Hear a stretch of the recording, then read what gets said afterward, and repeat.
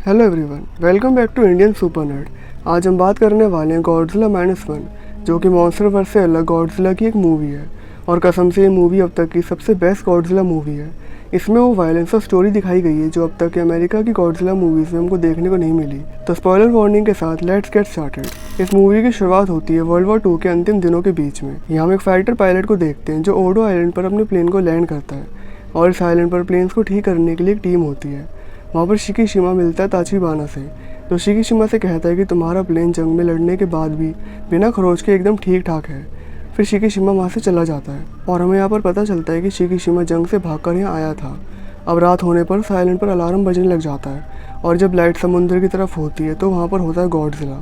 फिर ताचिबाना शिकीशिमा से कहता है कि तुम अपने प्लेन में लगी 20 mm की राइफल का इस्तेमाल करो। फिर शिकीशिमा उस प्लेन तक पहुँचता है पर वो डर की वजह से गॉडजिला पर हमला नहीं कर पाता और गॉडजिला एक एक करके ताचिबाना के सारे दोस्तों को जान से मार देता है और शिकीशिमा वहाँ पर बेहोश जाता है। फिर सुबह शिकीशिमा को होश आता है जो देखता है कि इस आइलैंड पर ताचिबाना को छोड़कर सब मर चुके हैं और ताचिबाना शिकीशिमा पर अपने साथियों की मौत का इल्ज़ाम लगाता है। फिर शिकीशिमा वहाँ से अपने घर आ जाता है जहाँ वो देखता है कि पूरा एरिया एयर स्ट्राइक में जलकर बर्बाद हो चुका है। फिर वहाँ पर एक औरत आकर शिकीशिमा को अपने बच्चों की मौत का दोषी बताती है क्योंकि शिकीशिमा को अपने देश जापान के लिए जंग पर जाना था पर वो डरकर जंग पर नहीं गया और अपना फ़र्ज़ नहीं निभाया। फिर सुमिको शिकीशिमा से कहती है कि तुम्हारे माँ बाप भी मेरे बच्चों के साथ जलकर राख हो गए।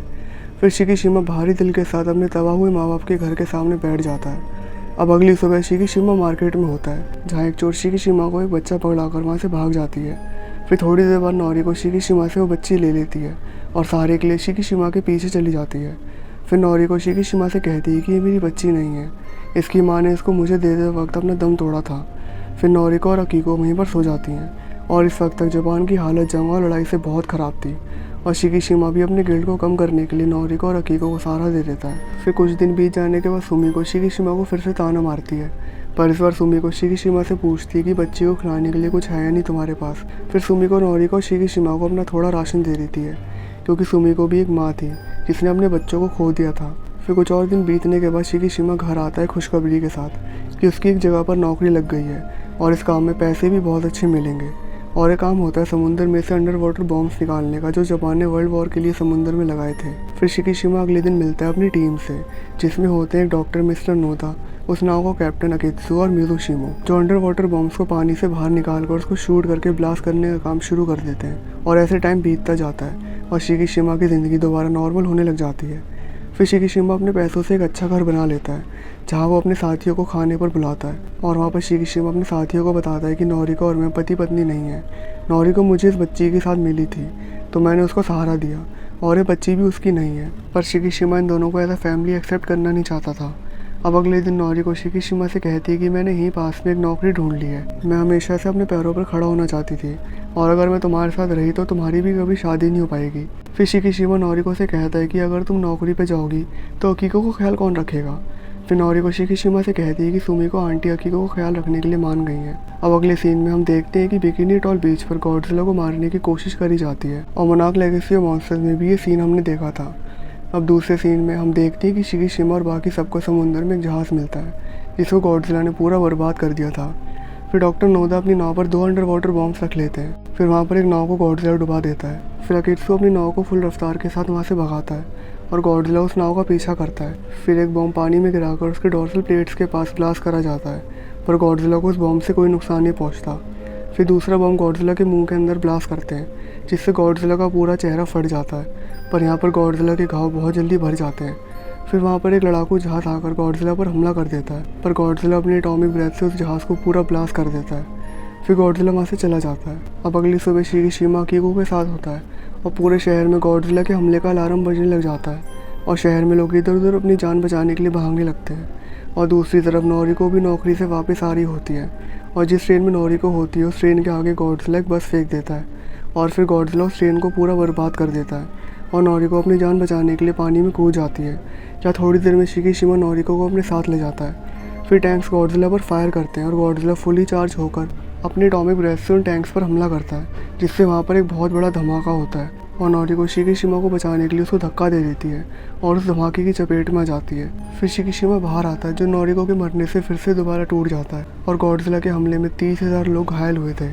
फिर नेवी के ऑफिसर्स मीटिंग करवाते हैं जहाँ पर डॉक्टर नोदा गॉडजिला को जान से मारने के लिए सबको एक प्लान बताते हैं कि हम गॉडजिला को ललचाकर सगामी बे तक लाएंगे, जहाँ गॉडजिला के आसपास फ्रॉन टैंक्स बांधकर एक्सप्लोड करेंगे और फ्रॉन गैस के बुलबुलों से गॉडजिला पानी में बहुत गहराई तक डूब जाएगा और पानी के प्रेशर से वो मर जाएगा।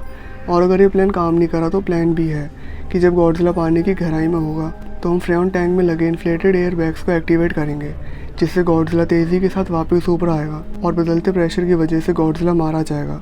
पर बाकी सबको डॉक्टर नोदा का ये प्लान काफ़ी बचकाना लग रहा था, पर गॉडजिला को मारने का कोई और प्लान था भी नहीं। तो फिर डॉक्टर नोदा का ये प्लान फाइनल करा जाता है। फिर शिकीशिमा डॉक्टर नोदा से एक फाइटर प्लेन का बंदोबस्त करने के लिए कहता है। फिर डॉक्टर नोदा शिकीशिमा के लिए सबसे बेहतरीन फाइटर प्लेन का बंदोबस्त करते हैं, पर वो प्लेन उड़ने की हालत में नहीं था। फिर शिकीशिमा मदद के लिए जाता है ताचिबाना के पास, जो शिकीशिमा पर अपने साथियों की मौत की भड़ास निकालता है। फिर शिकीशिमा ताचिबाना से बहुत विनती करता है कि हमारे पास गॉडजिला को ख़त्म करने का यही सिर्फ एक मौका है, इस बार मैं डरकर नहीं भागूंगा। अब अगली सुबह शिकीशिमा प्लेन के पास बैठा होता है और ताचिबाना उस प्लेन को ठीक करने के लिए वहाँ पर आ जाता है। अब अगली सुबह शिकीशिमा अकीको को गुड बाय कहकर ताचिबाना के पास आ जाता है, जहाँ वो देखता है कि ताचिबाना ने इस प्लेन को पूरा ठीक कर दिया है। फिर ताचिबाना शिकीशिमा को कुछ बातें बताता है कि इस प्लेन में उसने क्या क्या अपडेट करा है।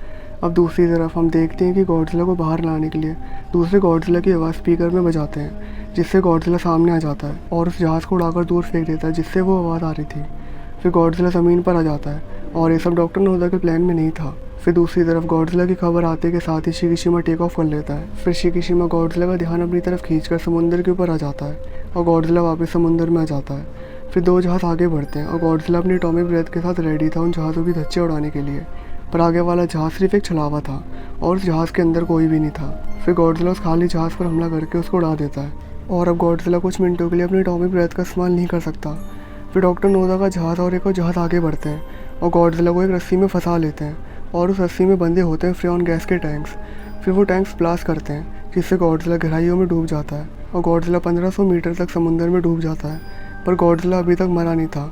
फिर डॉक्टर नोदा प्लान भी शुरू करते हैं और फ्रॉन टैंक्स में लगे हुए बैग्स इन्फ्लेट हो जाते हैं, जिससे गॉडजिला वापस ऊपर आता है, पर गॉडजिला उन एयर बैग्स को फाड़ देता है। फिर उस जहाज़ के कैप्टन सबसे कहते हैं कि शिप को फुल रफ्तार से आगे बढ़ाओ, हम गॉडजिला को खींचकर ऊपर लाएंगे।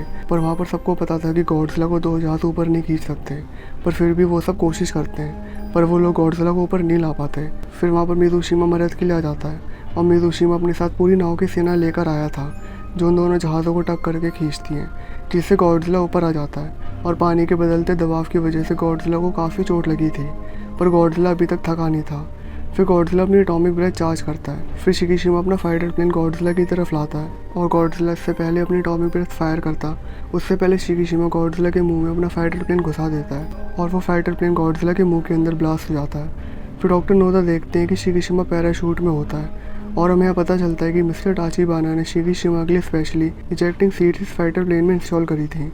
और फिर गॉडजिला के टुकड़े हो जाते हैं और गॉडजिला समुद्र में समा जाता है। फिर वहाँ पर मौजूद हर नौसेना का जवान शिकीशिमा को सलाम करता है। फिर ये सारे वापस आ जाते हैं जब सुमिको अकीको और एक लेटर को लेकर शिकीशिमा के पास आती है।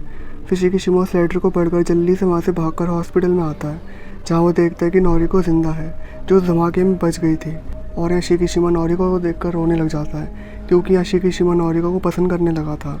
पर यहाँ नोरिको के गले पर हम एक दाग देख सकते हैं जो बढ़ रहा होता है और दूसरी तरफ गॉडजिला का एक हिस्सा दोबारा बनने लगता है और इसी के साथ ही मूवी एंड हो जाती है। अब नोरिको के गले पर ही दाग किया है और क्या गॉडजिला दोबारा ठीक हो जाएगा, उसके बारे में हम नेक्स्ट वीडियो में बात करेंगे। तब तक के लिए देखते रहिए इंडियन सुपर नर्ड।